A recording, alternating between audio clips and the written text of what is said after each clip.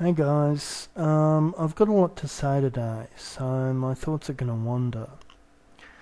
And I'm possibly not always going to maintain eye contact with the camera either, because I've got this lamp above me and my eyes get pretty freaking sore after a while. In fact, they already really are, but...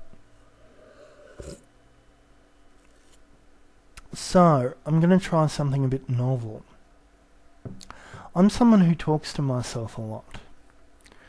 So, rather than just talking to myself with the camera off and then doing something prescribed and almost semi-scripted once I turn the camera on, I'm just going to talk to myself with the camera on. And it's going to be largely rambling and largely unfocused for the most part. So when I'm finished, and I've got no idea how long that will be, I'll cut it up and put it online.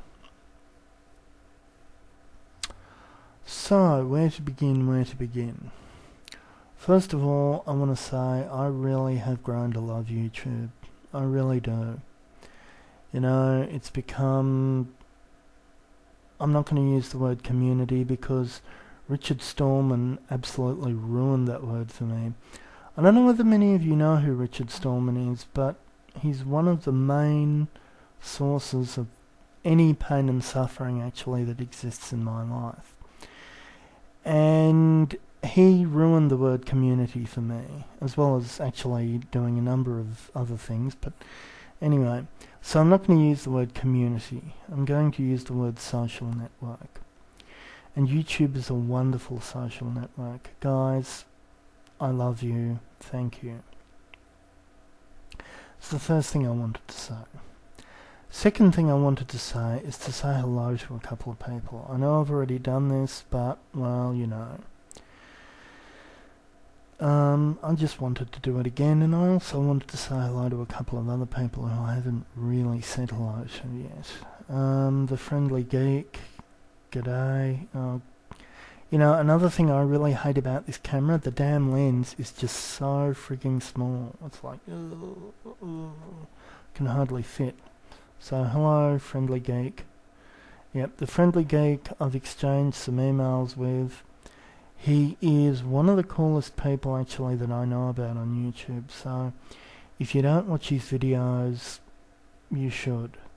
Well, in my opinion, anyway.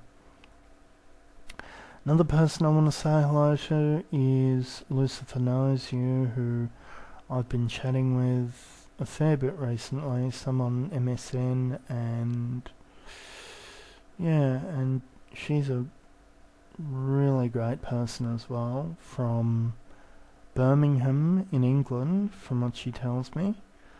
So, hey Lucy, hey again. Who else is there? There's Niece O, who I've already mentioned, who still hasn't been back. I'm hoping she's going to come back at some point. Oh, that's the other thing that is going to be a bit different about this particular video. I'm not going to keep it completely clean on the positivity-negativity scale, quite possibly. I'm going to say, well, what I really feel. Well, I mean, I always say what I really feel. I do, and I really, really don't want you to think that I don't. But I'm just going to not sort of be quite as, well, you know, positive. So anyway, hi niece. And Kevin Noltz. Come back from the dark side, young Padawan. There is still time. I don't know whether, even though he most likely won't ever be seeing this video, I don't know how many of you know who Noltz is. Noltz is someone who did a whole heap of really genuine, positive, funny stuff a while back. And then he fell in with Renetto and Mr. Safety and basically a coalition of people who I refer to loosely as the At One crowd. And Wally World's had some more to say about this than I have. I'm watching the screen rather than the camera, guys. I apologise for this, but even though my eyes aren't on you, I am talking to you, so sorry about that. It's just that this camera, it's like a pinhole, it's just that small, it pisses me off. So, you know, I am talking to you even though it looks as though I'm not looking at you. I really need to buy another camera. Anyway, Wally World has talked a fair bit about the @ONE people and about why he doesn't like @ONE. I actually personally think that @ONE is a good thing, or could be a good thing, and the reason why I think @ONE could be a good thing is because in the event that YouTube, the site, does die, which I think unfortunately it's going to, thanks to the lawsuits from big media, the people of YouTube need to have other ways of communicating with each other. And that, by the way, is something else that I wanted to bring up. Guys, if you don't know about it, 2 programs, Emule, which is available at www.emuleproject.net, and BitTorrent. Azurius is the BitTorrent client that I use. Get hold of both of those 2 programs because you can use them as alternate distribution mediums for your videos. And if you find out about those, you can use them as alternate means of getting your videos, getting your messages basically out to people. So that even if this particular website goes down, there are still going to be other ways. On look into IRC as well. There's a program called MIRC. Find out about that. Get all over it. Right? Because if YouTube goes, and I think it's going to, we're going to need 2 things. We're going to need a way to still keep in touch, and we're going to need a way to keep our videos going. And with Azurius, or with BitTorrent, Emule and IRC, there are 3 potential ways that we can do that. So check those things out. But yeah, Wally World's been talking about @ONE, the @ONE people. And he doesn't like them. And one of the reasons why I sort of tend to worry about Noltz's involvement with them myself is because Noltz was doing some really, really good stuff for a while. And it was really genuine stuff. It was really real in that sense. Oh, this light's killing my eyes. Ow, ow. I'm sorry, you're not going to be able to see my face as well, but, you know, I must preserve my eyesight. My eyesight's a good thing and I value it, so sorry guys. Okay, and we're already up to 8 minutes. Screw you, timer. Sorry. I'm not feeling... Oh, yeah.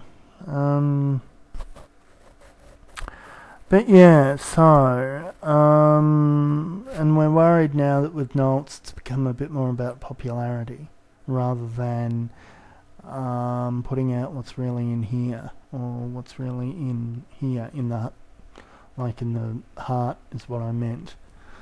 So yeah, Kevin, you know, man, if you do see this, think about what it is that I'm saying. I'm not trying to put you down. I'm not trying to disrespect you. I actually love your work. But I do want you to keep it real. And I don't think you've really been doing that as much lately.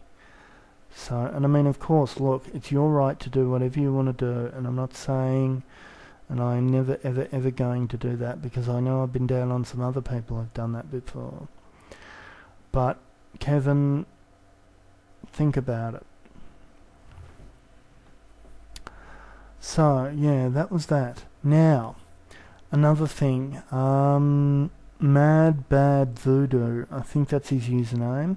I've just subscribed to you. He is someone who actually did a response video talking about what he actually likes about George W. Bush.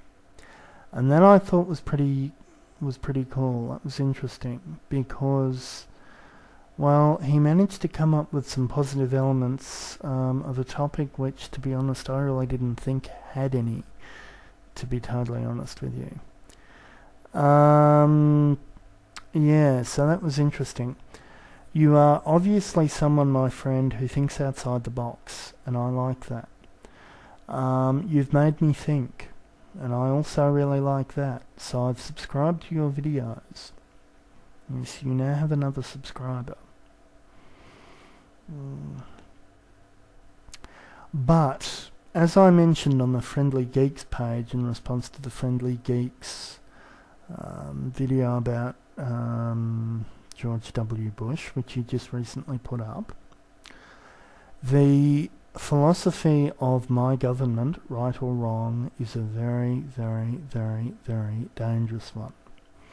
And I want to go into a little bit as to why I think that is.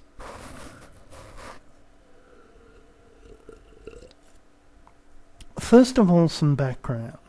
My grandfather, like a lot of people's grandfathers, I'm sure, or the grandfathers of a lot of people my age anyway, well, actually both of my grandfathers on both sides were involved in the Second World War, but my paternal grandfather, that is my father's father, ended up dying not directly due to the war itself, but due to massive heart attacks. He died on the operating table the year I was born. He'd had a series of massive heart attacks due to stress brought on by, among other things, having been a bomber pilot in the Second World War. And looking at different elements of political history, political philosophy, military philosophy, I've realised that broadly speaking there are two fundamental groups associated with war, and it has ever been thus, and this was the case with Vietnam, but this particular principle was illustrated particularly strongly with Vietnam, I think. And those two groups are, number one, a group of old men anywhere between 50 to 80 years of age, who sit normally in fairly lavishly appointed buildings and declare wars. Wars which they themselves will never have to go anywhere near directly the staging of. And then you have a second group. This group is comprised of young men who are actually younger than I now am, normally when they start. I'm 30 now. I believe the starting age is normally about 18 or 19.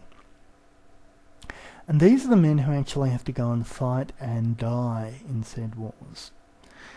And actually, as terrible as it sounds to a degree, the dying is probably the best case scenario, because in the event that they don't die and get to come home, they have to put up with their arms and legs very often having been blown off, organ failure due to shrapnel having been buried in their bodies at various points, and such lovely psychological conditions as post-traumatic stress disorder. All these wonderful things. Meanwhile, of course, the politicians, they're still sitting back in their lush, comfy offices, where they also have things like, well, in Australia anyway, politicians get free airline travel for life after you've served, right? I don't know whether it's all politicians, but I know it's definitely prime ministers who get that. So they get a lot of perks. They get the good stuff. They get, well, yeah, that sort of stuff. Which is a bit different to what happens to, as I said, soldiers who have to go over there, and they're the people who actually, the saying is that I use, put their heads on the block. Okay? These are the people who put themselves in the proverbial firing line. And see, this is the thing that's always really bugged me about the whole politician thing. And the odd irony is, I'm a civilian. I'm a civilian down to the very roots of my hair. And I will be to the day I die. I mean, that's unavoidable, due to a number of different things. But that's what gets me. If I'm a civilian and this offends me, I can't even begin to imagine how much actual soldiers get pissed off by it. Because, guys, and look, if there are actual soldiers who end up watching this, correct me if I'm wrong, but you've got a group of 50 to 80-year-old men, right, sitting in some government building somewhere, whether it be Capitol Hill in America or the Lodge, Parliament House here in Australia, which is another lavishly appointed building, as these buildings always are, and they sit there and they saber rattle and they generate aggression and they end up declaring war against these particular countries, right? And they're safe. They're safe. They are never going to get touched. They have bodyguards, they have armed motorcades, they have all of that sort of stuff. And after they've finished declaring a war, after they finish doing all the political stuff, what do? They go home, they probably get drunk, and then they go to bed. Right? Now, you guys, on the other hand, you're the ones that get given the order, basically, to go over to some foreign country. You've got to leave your family behind. You've got to leave everyone or everything, basically, that you grew up with behind. A lot of the time, you're also at the point where you have to give up the best years of your lives to do this, if you're 18, 19, 20. And you've got to go and die for the sake of these guys. And here's the other thing, here's the other really sick thing that started to happen in the last few years. It hasn't even been for political freedom in the last few years. It's so that it's actually in the last few years been so that the old men who are sending you can actually earn another $1, $2, $3 billion at the end of this financial year. I mean, in the case of Iraq, that's basically what it's about. That's what we're talking about. So, I think that stinks. I think that whole scenario, it really, really stinks.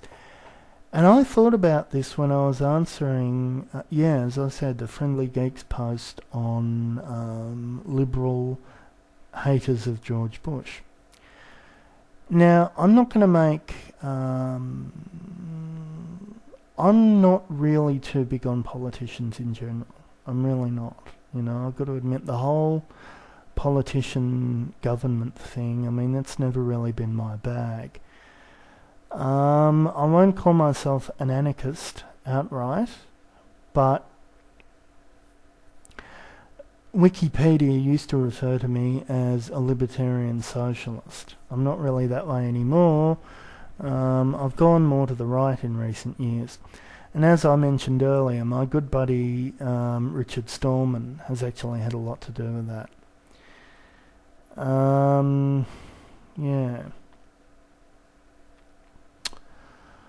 But yeah, that's just basically my take on politics. I think it really sucks that even if we've got to have war at all, and I'm really not a big fan of war in general, I'm not, because really, really horrible things get done to people during wars. But the fact that even when we have to have war, war is declared, and war very often is caused by people who don't actually fight in wars. They leave the actual fighting to people who aren't actually responsible for the starting of the war at all. Here's another fun fact for you. One Christmas during World War I, the privates, the lower ranked soldiers at the Western Front, they actually had a soccer game in no man's land. One Christmas Day. Get this, a soccer game. They gave each other presents, they sang Christmas carols. When the brass, the commanding officers, found out about this, they were furious. Why? The brass were the ones who wanted to keep the war going. And here's something else. A lot of the time these commanders who wanted to keep it going, guess what? They weren't the ones, a lot of the time, actually on the front. They weren't the ones running the risk of getting their ass shot off every day. The people who wanted to end it, the people who were playing that soccer game in no man's land, they were the people who were actually putting their lives on the line, and they knew how senseless it was. They could see it. They had to live with it. All they wanted to do was go home. They wanted to go home, they wanted to go to university, they wanted to have girlfriends, they wanted to have careers, they wanted to do all the normal freaking things that a 19-year-old normally gets to do. But they couldn't. Same here, same now, same in Iraq, same in Vietnam, same in the Second World War, same. It's always the same. Old men start it, young men have to finish it. Always. And it sucks. And I've been talking for 20 minutes. But who gives a shit? Although I am going to have to stop it soon because it's up to 50 meg and it goes over 100. What the hell. This is Petrus, uncut, uncensored. Well, I'm never censored and I'm never... Well, it is going to be cut because I'm going to have to cut it up. But, yeah, this is a big long ramble. So for anyone who's really wanted to say a heap of me, wanted to talk about the Friendly Geek. Really wanted to go more in depth about this guy, okay? I know I gave him a shout out earlier, but he's going to get a bit more than that from me this time around. The Friendly Geek.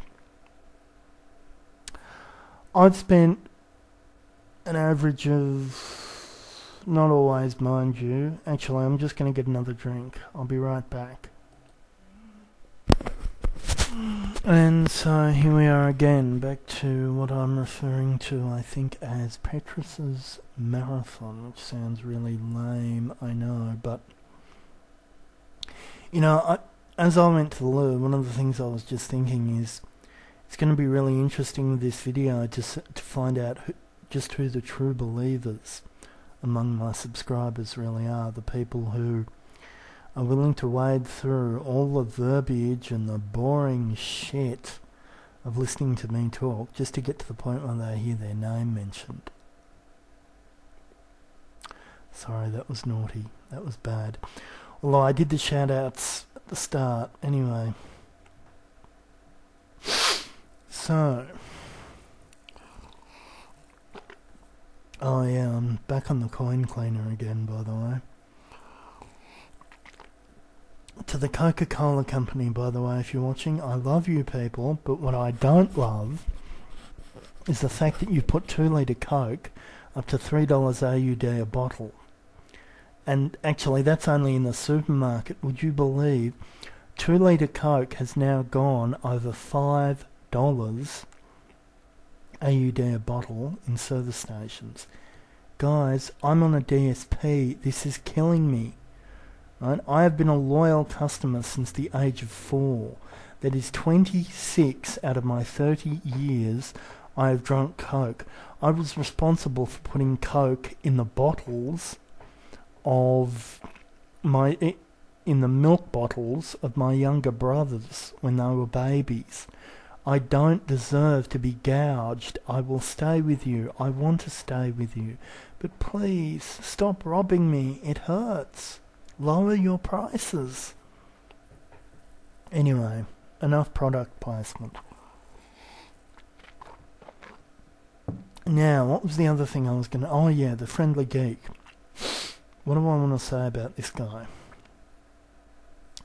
I have used the internet now for... Without... It hasn't been every day. But...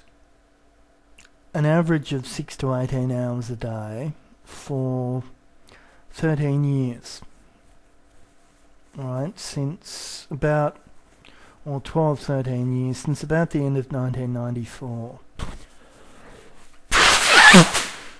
Alright, so you could say I've clocked up a fair number of hours online. And I've known a fair number of people online. And I can say that with all honesty, I haven't known too many people like the Friendly Geek online. I think I've known a couple, but not many. And so I hear you ask, what's different about this guy? What's different about him, boys and girls, and this is something very rare, and I want you to watch this because you're not going to see it very often. This is a person who lives exactly the way he feels basically is appropriate for him. He lives in complete honesty with who he is, right? You only, at least from what I've seen anyway, with the women, with everything else, you're getting who he is. And he, he doesn't care about what other people think. It's like, this is who I am. If you've got a problem with that, well, yeah. And I really respect that. And it is literally as rare as Chook's teeth. I'm telling you, it is rare. It does not happen. Or it happens very, very rarely. So, watch this guy, look at the videos, ask yourself, maybe not in this particular way, but maybe I need to look at, am I being as authentic as I could be? Am I living the Shakespearean adage, to thine own self be true? Because I'll tell you, TFG, the friendly geek, he's doing it. He is doing that. So I think that could be possibly directly or indirectly, his message to the other people around him. The message that I tried to give Kevin Knowles. Keep it real. Anyway, believe it or not, that's actually more or less all I wanted to say for the moment. I've just realised it took me 25 minutes to say it. Oh, I will say something else. The Daxter, Thomas. I have witnessed what has been happening with you recently. My friend, I have watched some of the Friendly Geeks videos, and I know you're probably going to say that that's probably going to upset you, seeing as I also was just talking about what a wonderful human being I think the Friendly Geek is, and I do, and I'm not going to apologise for that. Thomas, I want it to be known that whoever else this is true with or not true with on the rest of YouTube, I forgive you for the response that I got from you in the past. Well, I mean, I've already made a follow-up video to it, but that was mostly me apologising. So I'm saying now, I forgive you for what happened. It hurt. It did hurt, but I'm over it. And I also want to bury the hatchet between you and me, if there ever was a hatchet that existed.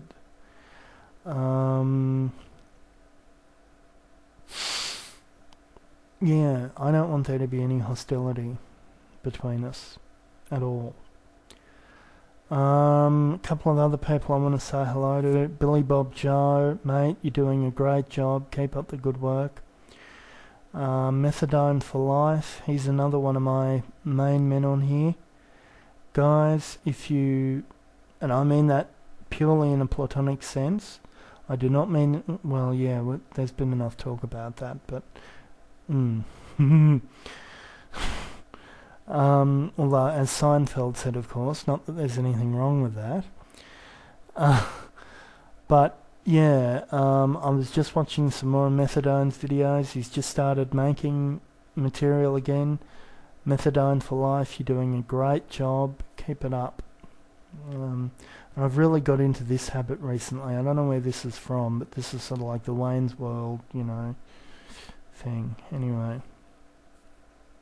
Mike Myers was a big inspiration. I'll admit, Wayne's World was probably actually the main reason why I started doing this. Because I loved that movie, I really did.